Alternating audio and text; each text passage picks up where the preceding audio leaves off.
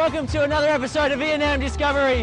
When we're right in the middle of the Midautumn Festival in Tuyen Quang province. And a few days ago I had no idea what this festival had to offer, but it's been such a joy finding out, and I hope you'll come along with me for the ride.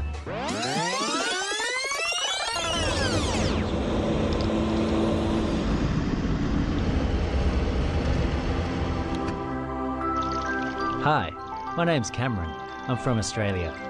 People often call me Cam, which means orange in Vietnamese. And luckily, oranges are refreshing and sweet, just like me.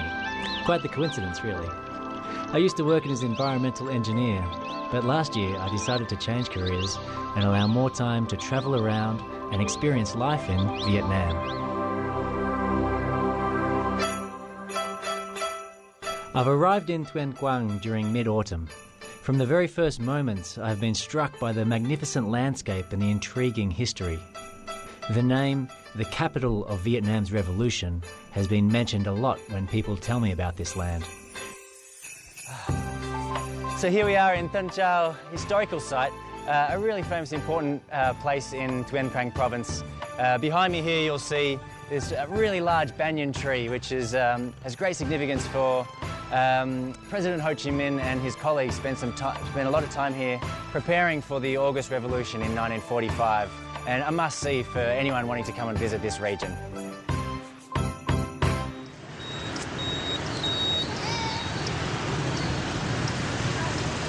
Located about 165 kilometres to the northwest of Hanoi, the city of Tuyen Quang, the centre of Tuyen Quang province, appears similar to many other modern regional cities around Vietnam.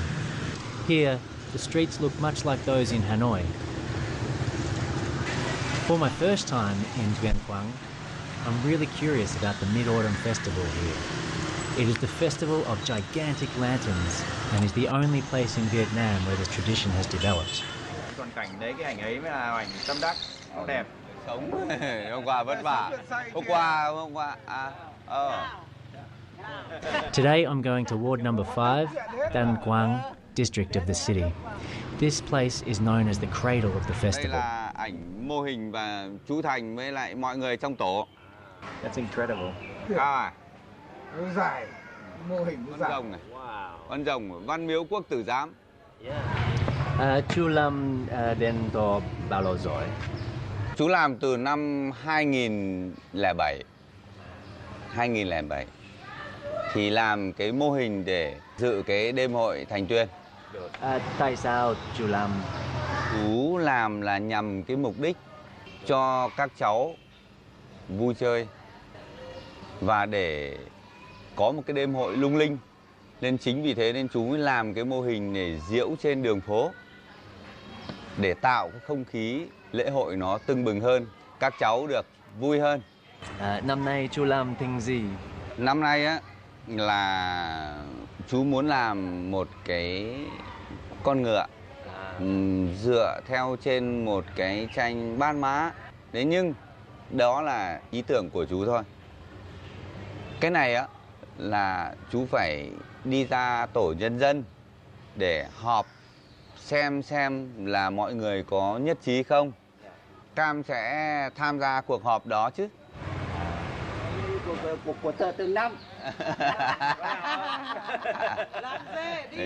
I definitely felt very welcomed and very comfortable, and everyone treated me very well and with respect and ease. So it made me feel very comfortable to be around.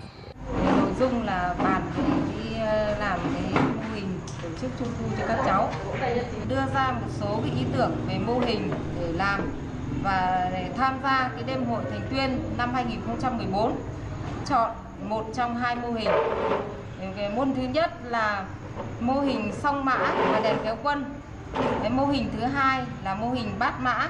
Mời toàn thể các hộ gia đình trong tổ nhân dân họp và xin ý kiến của tổ.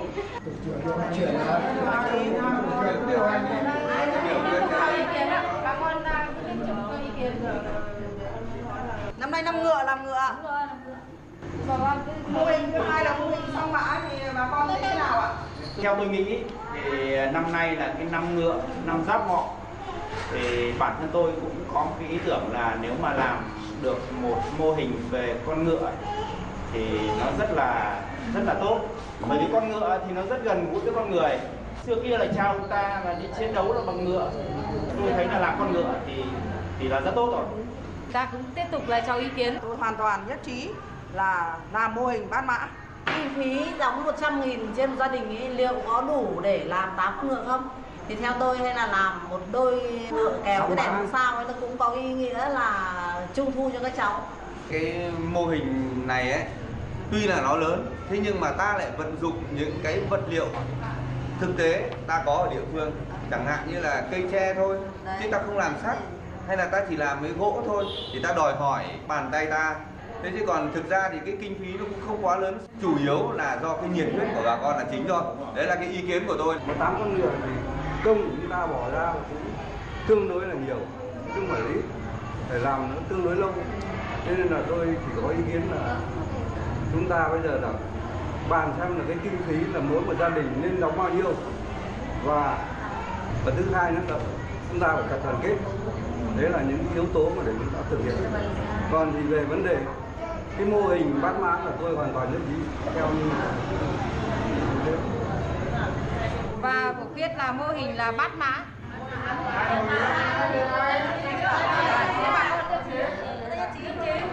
53 hộ nhân dân bằng 100%. Tổ nhân dân là bà con nhân dân trong tổ đã nhất trí làm mô hình bát mã. Cuộc họp tổ nhân dân là đến đây là kết thúc. Thay mặt cho tổ nhân dân xin tôi cảm ơn các bà con.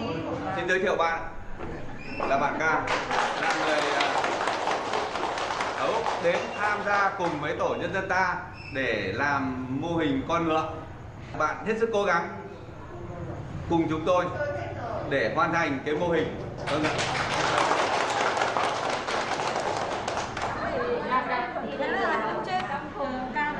Well, it's really special to be invited to join this community meeting here today.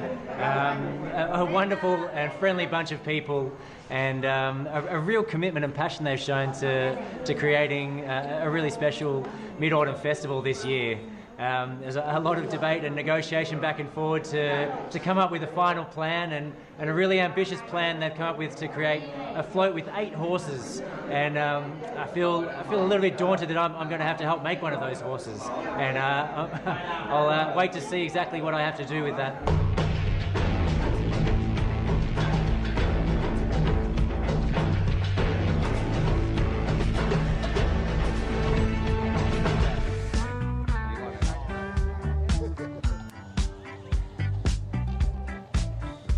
$25. 25. Một ô này. Dạ.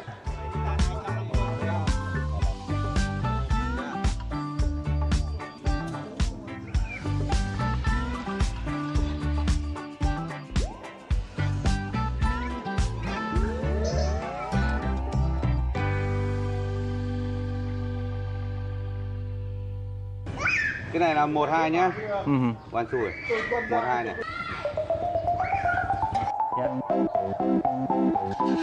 So drawing the outline of this horse was my first big test in front of the community, and I really didn't want to let them down.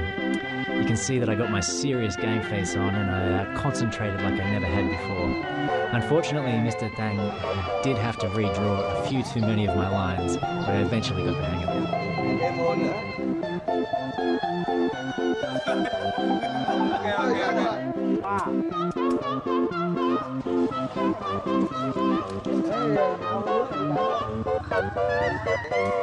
So here we have a scale drawing of our horse, built up from just this tiny little drawing here. Unfortunately, I think this was the easy part, although it did take me a fair while. And now hopefully Tuyen Quang is going to show me how to turn this drawing into a full-scale wooden model of a horse. And hopefully we can get it done before the festival.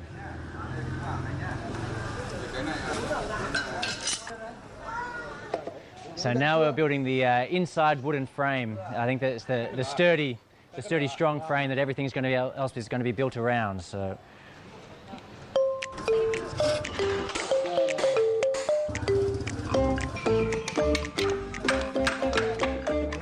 It's hot, sweaty work here. You can see Tuyen Quang is building up quite a sweat.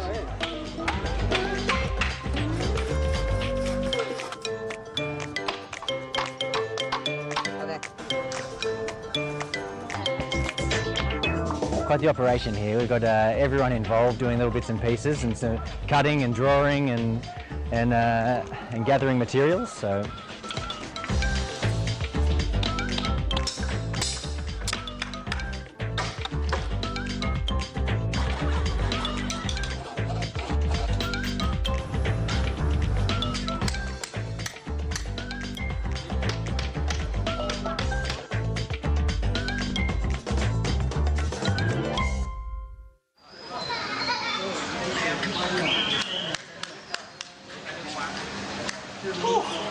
Almost done now.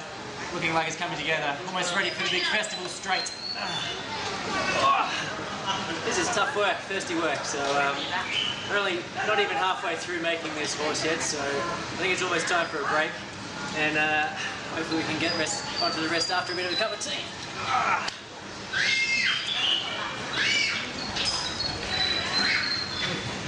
Cháu thấy bia cho đến. Chúc sức khỏe. Chúc sức khỏe. I think the easiest part of making the horse lantern was probably making the solid wooden frame structure that goes inside the horse at the start. I'm a little bit familiar with using saws and hammer and nails and chisels from some of the things I've done back in Australia. So yeah, so I think that was probably the easiest for me. Okay, now we're on to the real business of setting up the frame of the bamboo. Yeah.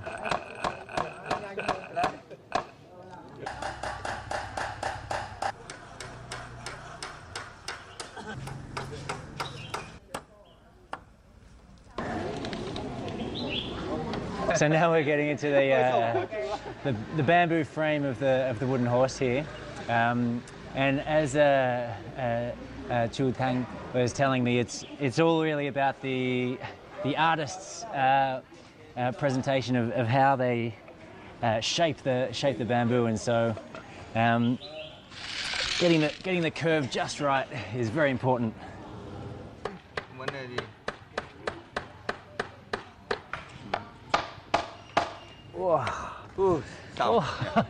Ôi giời ơi.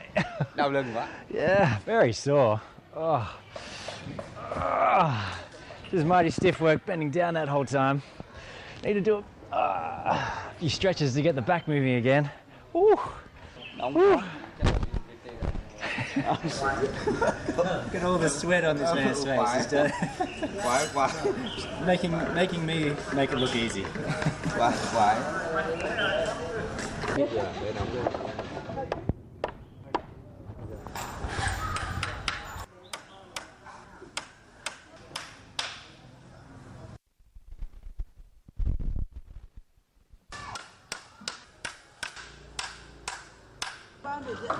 girl. Good girl. Yeah, she's a real beaut, isn't she? Yeah. I think I'm going to name her Gloria. Yeah, after the horse that my parents wouldn't get me for my 10th birthday. Very, very disappointing. It's great to see her taking shape here, full shape. And all that's left to do now is to put some bamboo strips around her and let the body really flesh out and take shape, and so we can then start to decorate and get her ready for the festival. Amazing life-size horse we've got here, and incredible patience by Tuyen Quang to help me along through the process. I'm very grateful for it.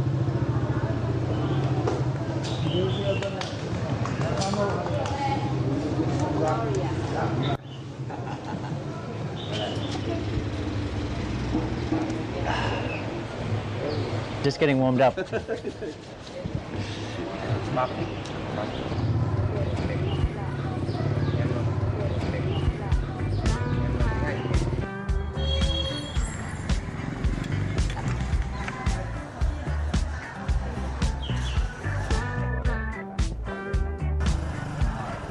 is really amazing to see, and seeing all the different families that came throughout the period that were making the horse to pitch in or to help in, and that were interested and just came along to talk and to chat and brought their children along, and it was really, really nice to see how interested all the children were in coming and having a look to see what was happening, and they were obviously very excited to see see the creation unfolding before their eyes, and to be around it and to be playing with all the different bits and pieces that were around and having a good time. And so yeah, I can really appreciate the effort and the commitment that the whole community goes to in preparing these things for the children, and it obviously does its job, because the children seem to have a really fun time with everything that goes on. Này nhá, chiều dây điện ông phải để dưới hộ tôi cái nhá. Cứ cắm thẳng vào đấy luôn xong buộc. Xoáy ở bên này. There we go. Just putting the finishing touches on the lighting system inside this horse. It's got a huge amount of fluorescent lights in here. It's going to light it up like a Christmas tree. Very excited to see what it looks like. Tuyen Quang has been extremely patient and helpful in teaching me how to get this thing into its final shape.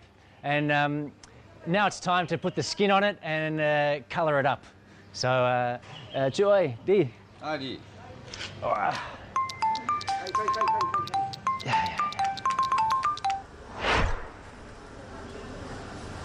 And then we moved on to with the women in the community putting on the clear plastic wrapping around the outside for the skin of the horse, and that was that was quite a different feel to that process compared to the men running that process, and so the women just got in there and did it, and there was very little instruction or anything, but it was quite easy to understand what they wanted, and just to join in and handing them tape and holding the plastic where they needed it to be. And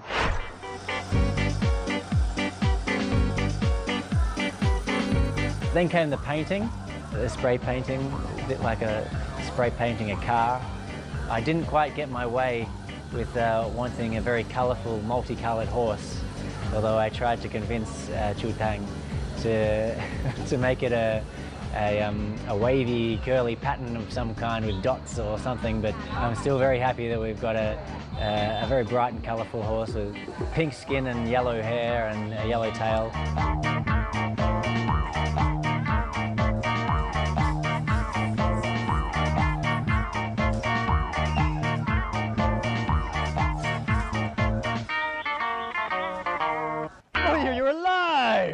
I knew you'd come to the lab for me. Beautiful girl, good girl. Yeah, that's it. We've given her a face, we've given her some ears and a mane. Yeah, Gloria, you're going to be the queen of the parade tonight, aren't you? Yeah, excellent. Almost done here. Ready just for the finishing touches. We're going to put some lights on the back here. Going to light her up like the lantern she is.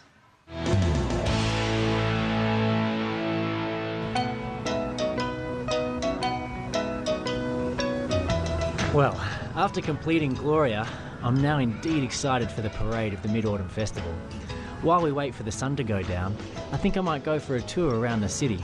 The colourful and joyful atmosphere of this city that I've felt since being here makes me want to discover more of this interesting town.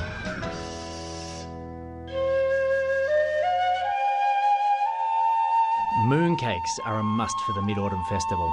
There are many folktales about the origin of this cake. However, there's one thing all people seem to agree on, and that is, mooncake is a beautiful cultural tradition which conveys warm sentiments among the people here.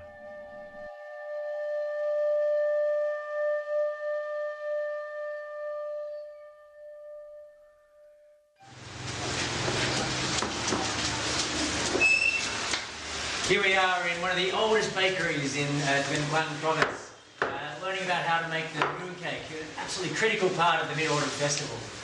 It's a tradition that goes back hundreds of years, and it's an old family-run bakery here with using a secret recipe that they've handed down from generation to generation. And see all the activity going on here, making hundreds of thousands of these mooncakes throughout the festival time. And I understand there's two different types of mooncakes which we're going to learn about. And hopefully I'll get a chance to make my own mooncakes and get a chance to taste them as well.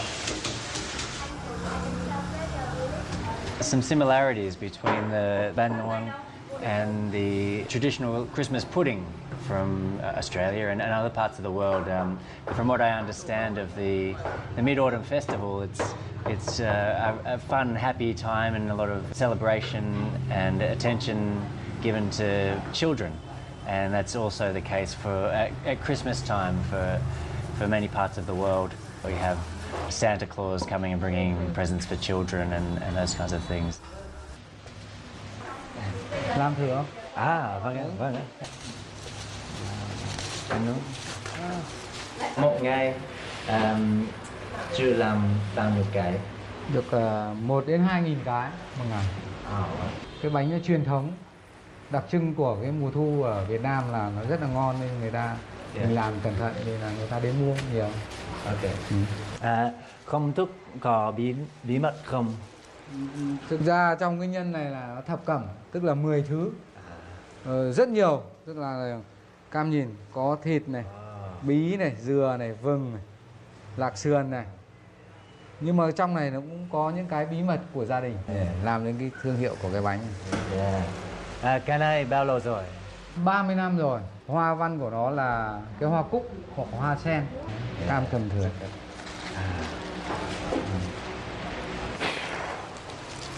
Here we have one of the molds used to make the mooncake for the Mid-Autumn Festival. This one is in the pattern of the daisy flower, which is a symbol of autumn in Vietnam. Really solid bit of wood, this one. It's been around for well over 30 years making thousands and thousands of mooncakes. So incredible to think of how many people this has fed in celebration of this festival. And I think I'm going to have to go and wipe all this flour off my face because wow. Đây là bánh nướng nhé. Cam cho cái này vào đây. Cho vào đều. Ấn thế, ấn đều cho nó vuông. Push it down nice and firm and evenly. Here we go. Get it in there. Okay. Okay. Fine. Okay. Nice and hard, I think. Bang it down on the table. 1, 2. Okay. Đấy. Đây là ra. Oh, beautiful. Here we go. Look at that. My first mooncake. Put it on the tray, ready for baking. And a little bit later, it's going to get pasted with some egg yolk to make it go nice and brown in the oven.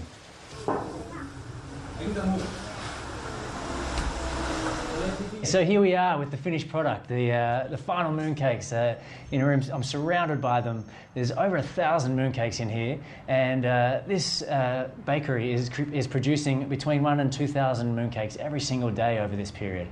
Incredible amount of cakes. And here we have one type of mooncake which is baked and is using wheat flour. And in front of me here we have the other different type of mooncake, which is using rice flour, and it's not baked at all. So here I'm going to have a bit of a try and see a bit of a first taste test and see what we came up with. So here we have the baked mooncake first.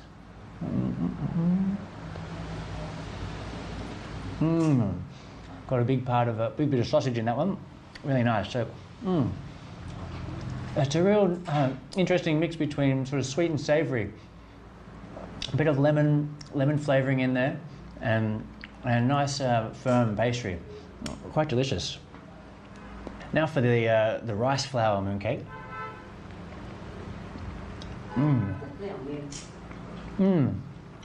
Yeah, quite different. Quite like a sticky rice texture. Very soft and easy in the palate. Not as sweet and powerful a flavour. Yeah, I'm not sure which one I like the best. So I've also been challenged. I'm learning Vietnamese, and one of my challenges is to remember the names of these different cakes. And so we have this one, the baked mooncake, which is called bánh nướng and bánh dẻo. And so let me just make sure I can read these. Bánh nướng, bánh dẻo, bánh nướng, bánh dẻo, bánh nướng, bánh dẻo. I think that's right.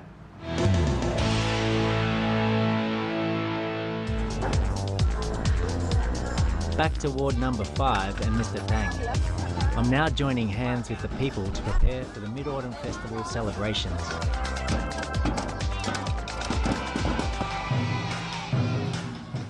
Tonight, the children of the community will have a big party.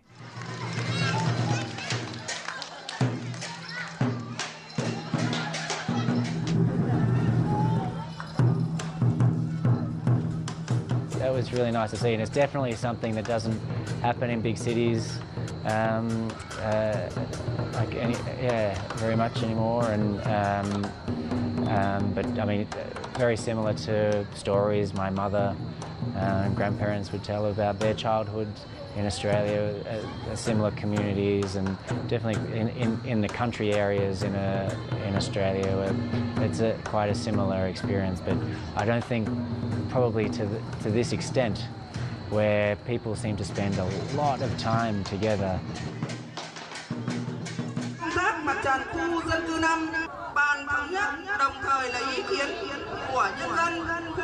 I can feel the love the local people have for their children. They build the lanterns to create an exciting and magical experience for the young children in their community. Particularly, in Vietnamese people's belief, the Mid-Autumn Festival is for the children.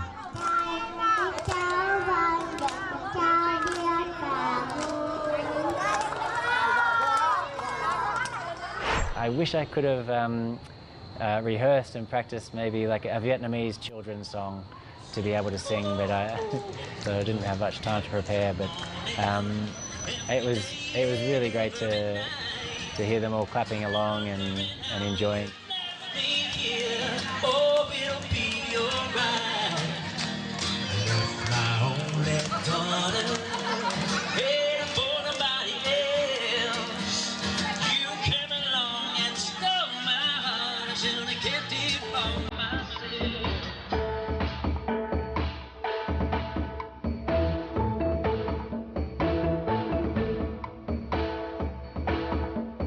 In 2007, for the first time, the Mid-Autumn celebration received a lot of attention from the public in the city. The gigantic lantern made by the people of Ward number 5 that year is considered as the seed from which the amazing festival we have here today grew. The lanterns became a unique cultural trait of Tuyen Quang. They are only found here, and they are recognized in Vietnam's record book. After 7 years, what started as a private activity is now celebrated as a festival of the entire province this year.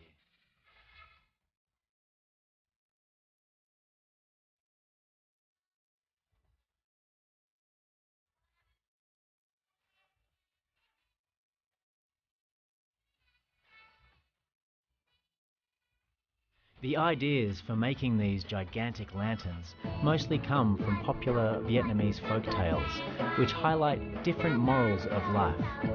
It appears that most children are aware of and understand the stories and meaning behind the giant lanterns.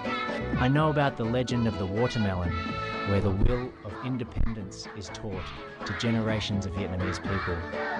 I can imagine such colourful lanterns will go along with the children throughout their lives. And when they become adults, they will tell the stories of lanterns to their younger generations. And I guess that is the way these traditions are built up in Vietnam.